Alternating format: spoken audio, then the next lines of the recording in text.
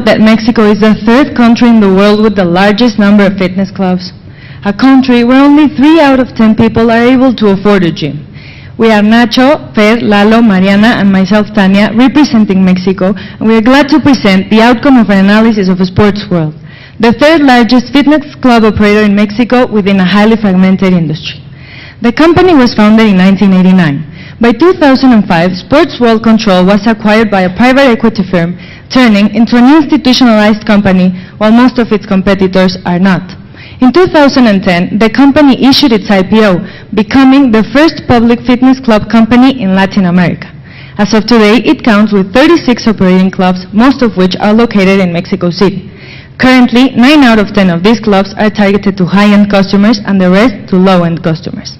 As 90% of its revenues come from membership sales and monthly fees, the company seeks to increase its customer base, continuing with its growth strategy, which considers opening around 30 new clubs in Mexico City, strategy that we judge as misleading due to our industry analysis. As a result, we found crucial risks and opportunities in the fitness industry, given a new outlook for the company that differs from the bullish consensus view. Therefore, we issue a hold recommendation with an October 2014 price target of 19.5 pesos, offering no potential upside, identifying 4 main drivers: misleading strategy, few competitive advantages and increasing competition, demanding operating leverage, and capital-intensive growth funded with cash flow.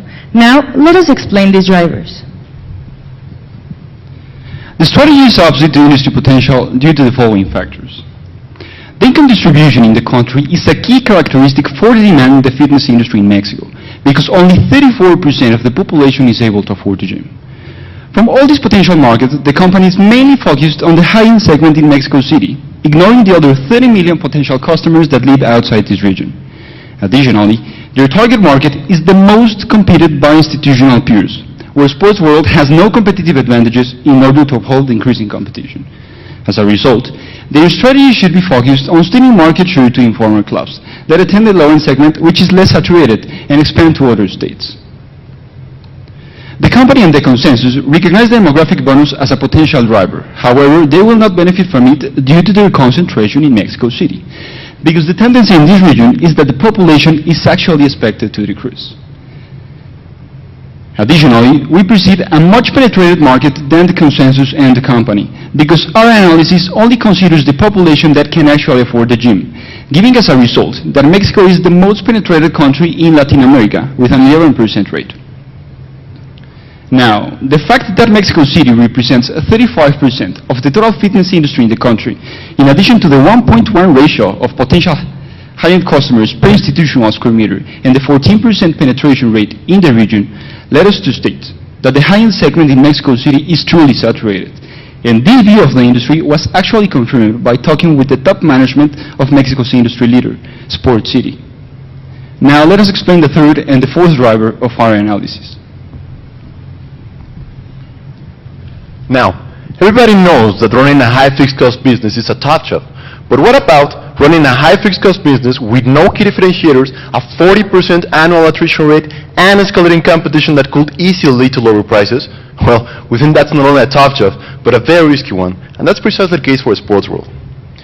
If you take a look at expenses breakdown, salaries, leases, and utilities represent around 80% of the total SG&A. All these accounts have a fixed nature that cannot be converted to a variable one, mainly because of 2 reasons. 1, top efficiency has already been achieved according to company's management, and 2, you will sacrifice service quality. So, you may think that with top efficiency, the degree of operating leverage should be quite good. But as you can see in the graph, the DOL has went from a 6% in 2011 to a 12% in 2013. That means that in that year, a 1% increase in users should have represented a 12% increase in EBIT, although that didn't happen at all. But to be fair, part of this effect is explained by club's maturity. In past years, the Sports World bottom line suffered because most of the clubs were in the filling period. This situation will normalize as we estimate almost 70% of the clubs will reach their maximum occupancy in 2014. Nevertheless, we forecast that as competition intensifies, revenue per club will be lower, and we're not even considering any price war, just the effect from a conservative 6% increase in the long-run occupancy each club can achieve. But not all the future is doom and glory for the company, since they have been able to deploy the cash received from the IPO effectively, and now they enjoy a healthy balance sheet with net debt to EBITDA below 1 that we forecast it will turn to net cash in 2016. And this is the part that we will like, because the company will be able to fund all of their expansion plans with just cash flow from operations. That means opening around 5 clubs per year without any debt. Of course, this deleveraging can make profitability look unpleasant. Why? ROE has never been positioned higher than a 12.1% cost of equity, and without debt, it will worsen. Although, the under-leverage is not our main concern. The lack of significant improvements in net margins and asset turnovers are, since they reflect our view of the long-trend declining profitability of the business, with returns below the cost of equity, or in other words, no value creation for shareholders. Now, let's see how this reflects in our valuation. For our model, we use a DCF methodology in which we estimate revenues and expenses, club by club and month by month. But we wanted a much wider picture of the company's future. Therefore, we performed a bull, bear, and base scenarios, in which the key changing assumptions are directly related to our drivers. These are how many clubs is the competition opening, how many people is enrolled in sports world clubs, and how many people is leaving them each year. All scenarios are discounted with a 10.2% WACC. The most likely scenario is of course the base. For this, we consider a perpetuity growth rate equal to the expected inflation of Mexican Central Bank, since the sports world is not creating value.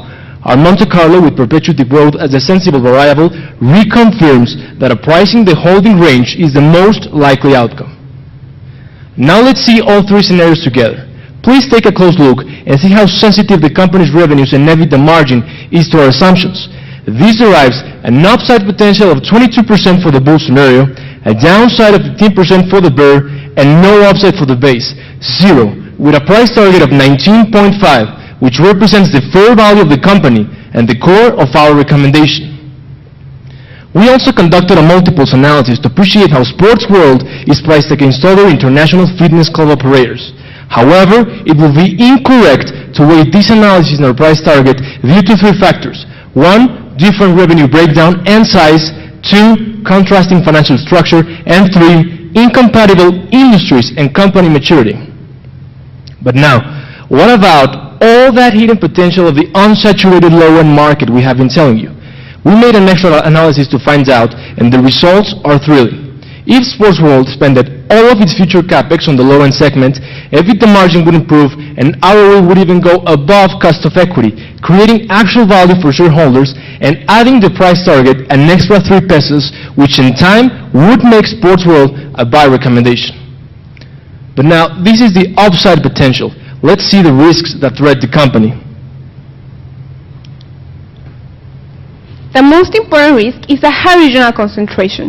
As you can see in the map, almost all sports world clubs are located in Mexico City, exactly the same places where the industry leader, franchises, and all its competitors are focusing. The problem is that sports world doesn't have a real differentiator to outperform the industry. Additionally, the company plans to open other 30 more clubs in the same area, so we consider the company has a high opportunity cost of not expanding to other states less saturated. We identified at least 5 areas in the map. Then, as market is highly saturated, cannibalization is also threatening the company. We realized that a third of sports world clubs are located at less than a brief 6 minutes car travel within each other. And here it's important to consider that inaccurate locations could be very harmful for the company since they have long-term leasing contracts and considerable investments. As if this wasn't enough, the market leader, Sport City, is surrounding sports world clubs with low-cost chain, trying to steal its customers with at least 3 times lower fees and a comparable service. As we can observe in the map, there are 7 sports world clubs with a Sport City located on average at 4 minutes car travel. Finally, we observe that Sports World will very likely lose an important amount of customers due to a reduction in its target market discretionary expense as a result of an increase in tax rates and cut in tax deductions that would impact around 20% of a common client salary. Concluding, we perceive Sports World as a very efficient company but with a misleading strategy. Additionally, running a capital-intensive and a high operating leverage business in a sector with few differentiators results in a worrying outlook for Sports World.